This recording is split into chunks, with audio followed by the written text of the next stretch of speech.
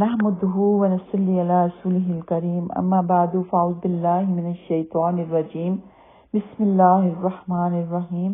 رب اشرح لي صدري ويسر لي امري واحلل عقدة من لساني يفقهوا قولي رب زدني علما اللهم فقهنا في الدين ربي يسر ولا تعسر آمین یا رب العالمین۔ السلام علیکم ورحمۃ اللہ وبرکاتہ۔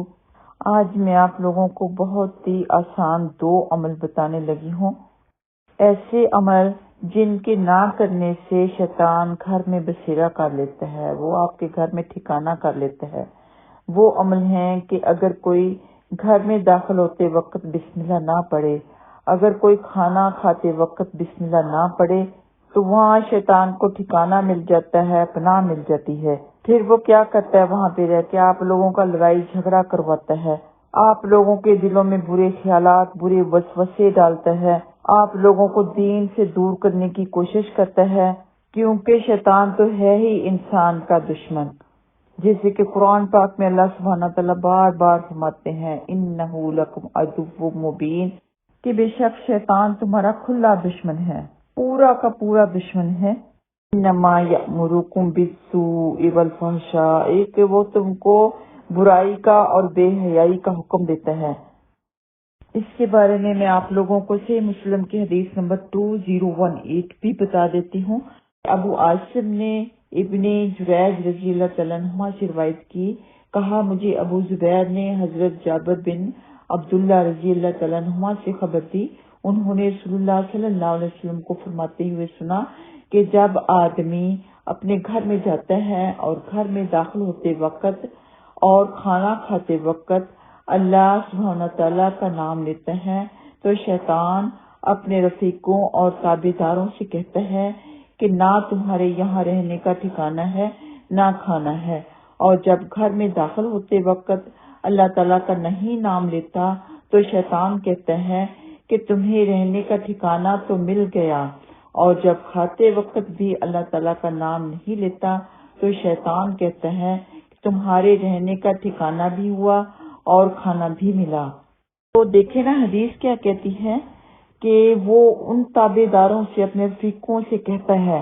مطلب یہ کہ شیطانوں کا گروپ داخل ہوتا ہے گھر میں، 1-2 نہیں داخل ہوتے بلکہ گروپ داخل ہو جاتا ہے۔ تو جس گھر میں گروپ داخل ہو جائے شیاطین کا، آپ کے دشمنوں کا، تو وہاں پہ غالب کون ہوگا؟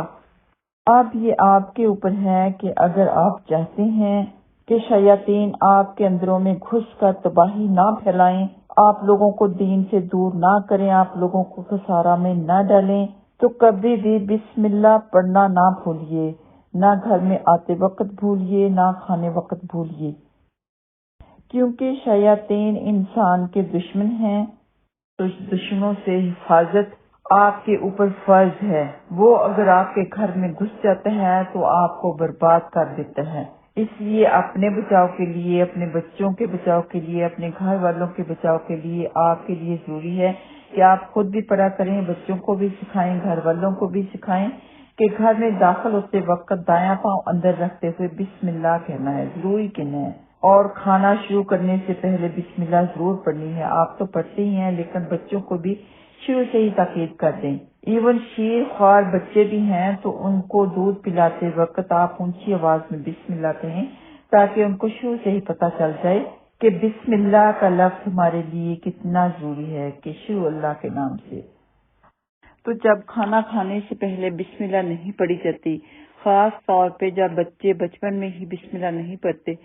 تو ان کے ساتھ شیطان کھاتا ہے،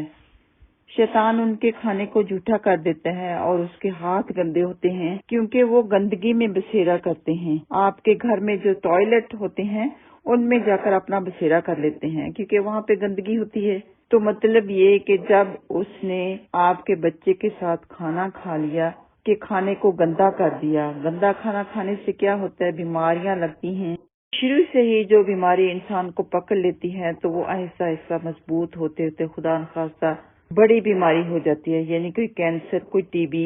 کیونکہ وہ کھانا پاکیزہ نہیں رہتا۔ اللہ سبحانہ تعالیٰ نے قرآن پاک میں بھی فرمایا نا کہ آپ کو کوئی بیماری نہ لگے، آپ کا دماغ فریش رہے، وغیرہ وغیرہ۔ ہمیں چاہیے کہ دین کے مطابق ہم اپنی بھی زندگی گزاریں، اپنے گھر والوں کو بھی تلقین کریں، اپنے بچوں کو تاکید کریں۔